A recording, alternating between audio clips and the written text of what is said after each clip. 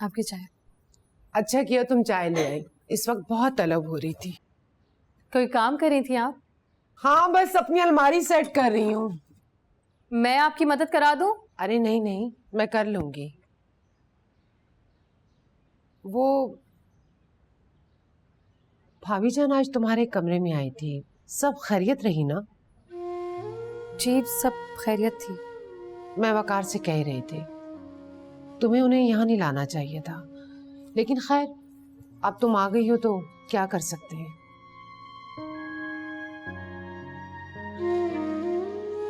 एक बात पूछूं आपसे, आप नाराज तो नहीं होंगी?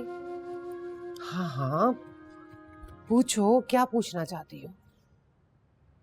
ताईजान मेरे बाबा से इतनी नफरत क्यों करती हैं? इजाज ने तुम्हें कभी कुछ नहीं बताया कि उसने भाभी के साथ क्या सलूक किया था? नहीं, बस वो आप लोगों को बहुत याद करते थे, बहुत ज्यादा याद। अक्सर कभी जज्बाती होते थे तो बताया करते थे कि मेरी छोटी सी गलती से मेरा पूरा खानदान मुझसे दूर हो गया, मेरे सगे भाई मुझसे छुट गए, बस। और तो कुछ नहीं बताया कभी। आओ बैठो।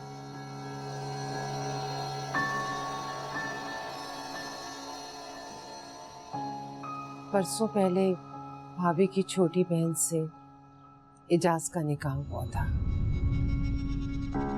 और फिर इजाज को तुम्हारी माँ से मोहब्बत हो गई और उसने भाभी की बहन से शादी से इनकार कर दिया। तो फिर भाभी जान ने तुम्हारे बाप को खूब खरी सुनाई, इतना गर्मा गर्मी हुई कि इजाज घर छोड़ के चला गया और फिर उसने तुम्हारी माँ से शादी कर ली और नीलमा को बजरिए डाक तलाकनामा भिजवा दिया। तलाक? भाभी जान को अपनी बहन बहुत प्यारी थी और नीलमा इजाज से बहुत मोहब्बत करती थी। तो ताई अम्मी की वो बहन अब कहाँ है? मर चुकी है। मर गई? कैसे? इजाज की बेवफाई और तलाक का दुख वो बर्दाश्त नहीं कर सकी। बीमार तो थी ही वो, उन्हीं दिनों भाभी भी उम्मीद से थी। बहन की बिगड़ती हुई हालत को देखकर वो ऐसा बौखलाई, ऐसा घबराई कि सीढ़ियों से उनका पैर फिसल गया और वो अपनी पहली औलाद से महरूम हो गई। ना पूछो, वो दिन इस घर पर कयामत की तरह गुजरे। पहले भाभी जान की औलाद और फिर उनकी बहन की मौत, हम दोनों की मौत ने इस घर को कब्रिस्तान बना दिया। कोई किसी की तरफ हंसकर देखता नहीं था, बात तक नहीं करता था। तुम क्यों रो रही हो? तुम्हारे रोने से अब क्या होगा? मैं नहीं जानती थी मेरे बाबा ने इस घर को इतने दुख दिए। यही वजह है कि वो तुम्हारे बाप को अपनी बहन और अपनी औलाद का कातिल समझती है और उससे शदीद नफरत करती है। तुम्हारे बाप की वजह से उन्होंने अपनी पहली औलाद खोई और फिर वो कई सालों तक मां नहीं बन सकी। माजी के इन्हीं दुखों ने भाभी को सालिम और बेहिस बना दिया।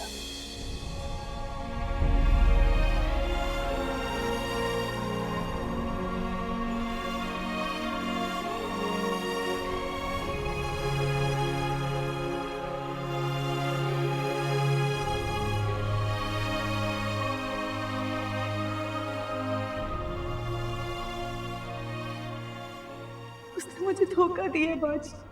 इजाज ने मेरे साथ जुल्म किया है, मैं उसे कभी माफ नहीं करूंगी। आप भी उसे कभी माफ नहीं करना। वादा करें बाजी, वादा करें, आप उसे कभी माफ नहीं करेंगी। उसने मुझे बर्बाद कर दिया, बर्बाद कर दिया।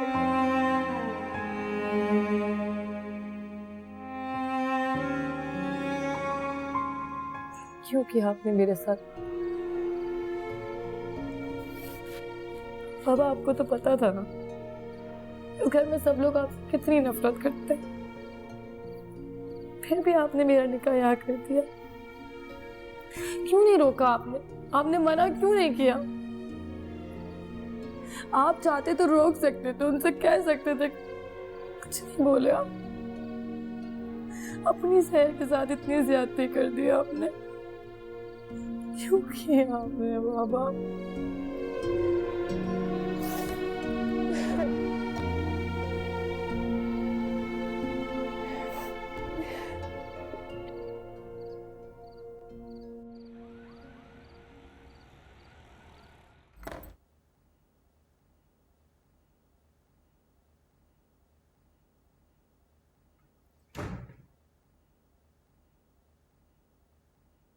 आपकी चाय। सहर, तुमने जूबिया से फोन करके क्या कहा है? मैंने तो कुछ नहीं कहा ताया जान। तो फिर उसने जामिन को फोन क्यों किया था? मुझे नहीं पता इस बारे में। तुमने मुझसे वादा किया था जब तक मैं तुम्हें इजाजत नहीं दूंगा तुम किसी से कोई बात नहीं करोगी, किसी को कुछ नहीं बताओगी। मैंने किसी से कोई बात नहीं की ताया जान, किसी को कुछ नहीं बताया। तो फिर उस लड़की ने जामिन को फोन क्यों किया? आप चाहे मुझसे किसी की भी कसम ले लें, मैं तो जब से हैदराबाद से आई हूँ मेरा फोन खराब है, बंद पड़ा है। आप कहें तो मैं भी लाकर दिखा देती हूँ आपको। चाची जान, जामिन को क्या हुआ है? क्या हुआ बेटा?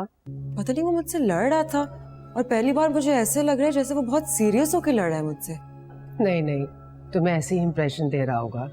नहीं चाची जान, किसी बात पर परेशान है। अच्छा, तुमने पूछा नहीं उससे? तुमसे तो वो सारी बातें शेयर करता है। हाँ करता है, लेकिन इस दफा ऐसी कोई बात है जो मुझसे छुपा रहा है।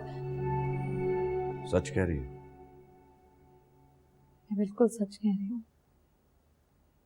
जाओ, रुको। तो तुम्हारा जो फोन खराब है वो लेकर आओ, मैं उसे ठीक करा दूंगा। जब वो फोन ठीक हो जाएगा तुम उस लड़की को फोन करोगी और उससे कहोगी कि आइंदा कभी भी जामिन को फोन करो। जामिन उस फोन कॉल की वजह से बहुत डिस्टर्ब हो गया है, हर वक्त मुझसे नाराज रहने लगा है। पता नहीं मैंने ये सब कुछ क्यों किया उसके साथ। जाओ, फोन लेकर आओ।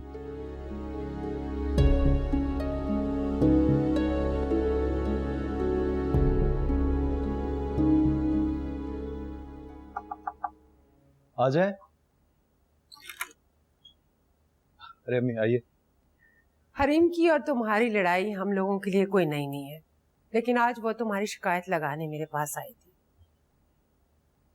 कह रही थी कि तुम उससे कुछ छुपा रहे हो। पागल है वो तो, मैं भला उससे क्यों कुछ छुपाऊंगा? वो ये भी कह रही थी कि कोई बात है जिससे तुम परेशान हो। अम्मी कोई बात नहीं है। बेटा कुछ हुआ है क्या? अब आपको कैसे यकीन दिलाऊं कि कुछ नहीं हुआ? ट्रस्ट मी, खामा में परेशान मत हुआ करें, सब कुछ ठीक है। अगर कोई बात, कोई परेशानी है तो तुम मुझे बताओ बेटा। अम्मी ऐसा कुछ भी नहीं है, मैं जानबूझकर टीज कर रहा था उसको। कभी कभी वो भी करती है, आज मैंने कर दिया तो शिकायत लेके आ गई आपके पास।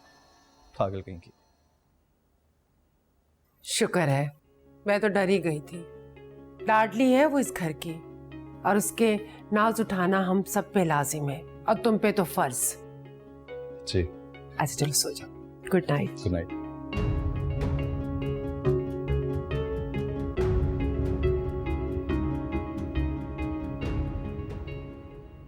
ताईजान,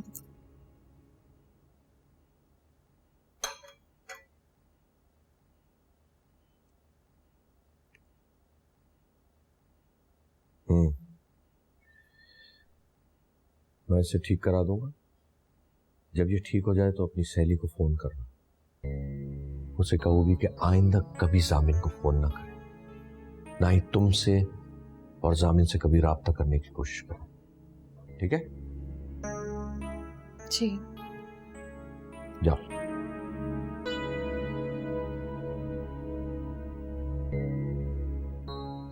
क्या बात? ओ ताया जान, हाँ बोलो, क्या बात? ताया जान, आप मुझे हैदराबाद वापस भेज दें।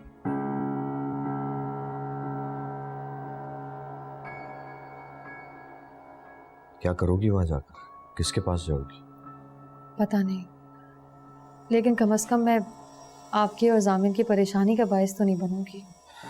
बेटा मैं जानता हूँ राबिया भाभी तुम्हें पसंद नहीं करती हैं और थोड़ी बहुत ज्यादती भी करती हैं तुम्हारे साथ। तायाजान, आप और जामिन मेरी वजह से बहुत परेशान है। मुझे पता है मैं इस घर में जामिन की जिंदगी में जबरदस्ती घुसा हूं, इसलिए मैंने यहाँ से जाने की बात की है। सर बेटा फिलहाल तो ये नहीं हो सकता। कल इफ्तिखार भाई आ रहे हैं, फिर मैं देखता हूँ कि क्या करना है। तायाजान, आपको अपने बेटे के साथ ये जबरदस्ती नहीं करनी चाहिए थी। बेटा वो वक्त ऐसा था कि बिना सोचे समझे ही फैसला करना पड़ा। उस वक्त जो दिल और दिमाग ने कहा मैंने वो कर दिया। बेटा जो कुछ यहां तुम्हारे साथ हो रहा है उसे बर्दाश्त करो, मैं जल्दी कोई ना कोई हल जरूर निकाल। और हाँ प्लीज जामिन से कोई बात ना करना, कुछ मत बताना उसको, वो पहले से बहुत डिस्टर्ब है।